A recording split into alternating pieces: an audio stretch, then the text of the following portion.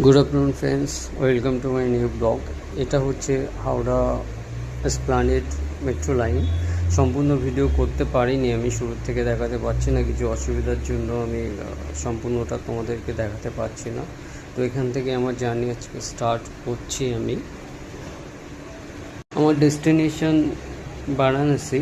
তো এটা হচ্ছে হাওড়া মেট্রো স্টেশন। ওটার সময় দু একটা সেলফি নিয়েছিলাম, যে মেট্রো স্টেশনটা দেখে ফাঁকা ফাঁকা লাগছিল, তো টাইমও ছিল, কী করব এইটুকু।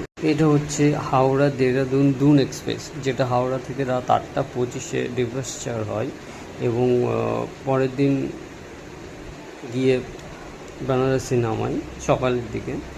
তো এটা হাওড়া থেকে অন টাইমেই ছেড়েছিল এবং রাত্রে আমি আর কিছু শ্যুট করতে পারিনি। এটা হচ্ছে পরের দিন সকালবেলায় যখন আমি কাশী বিশ্বনাথ টেম্পলের যে ব্রিজটা আছে সেটা পার করি, সেই জায়গাটা। তোমরা ডান সাইডে যেটা দেখছো এটা হচ্ছে নমঘাট। এখন গঙ্গাতে বান আছে, মানে বান এসছে যেটা আমরা বলি। তো এই কারণের জন্য পুরো জলে ভরে আছে, এরিয়াটা সম্পূর্ণ জলে ভরা। না হলে অন্য টাইমে দেখতে অন্যরকম লাগে, যেহেতু দিনের বেলা। রাত্রে হলে আরও অন্যরকম লাগতো।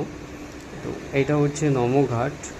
এবং নেক্সট এই সাইডে যেটা তোমরা দেখবে, এবার এই সাইডে যেটা তোমাদেরকে দেখাবো সেটা হচ্ছে কাশী বিশ্বনাথ মন্দিরের।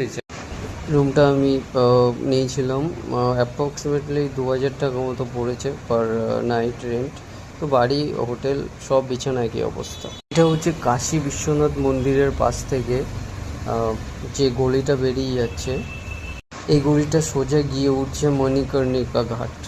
মণিকর্ণিকা ঘাট, এটা মণিকর্ণিকা ঘাটের শ্মশান। শোনা যায় প্রায় 300 বছর ধরে এই চিতার আগুন কখনো নেভেনি। ভয়ও লাগছিল কিছুটা, যেহেতু দেখতেই পাচ্ছ আমি ক্লোজ টু দা, মানে যেখানে চিতা চলছে তার পাশ থেকে ফুটেজগুলো নেওয়া, শুধু তোমাদের দেখানোর জন্য। মানে জায়গা সুন্দর, কিন্তু সমস্যা হচ্ছে যে একটা ভেতরে ভয়েরও কাজ করে, যেহেতু এত ক্লোজ গিয়ে কখনো কোনো কিছু করিনি। তো এই গলিটা ফেমাস ফর বেনারসি শাড়ি, বেনারসের শাড়ির জন্য ফেমাস গলি।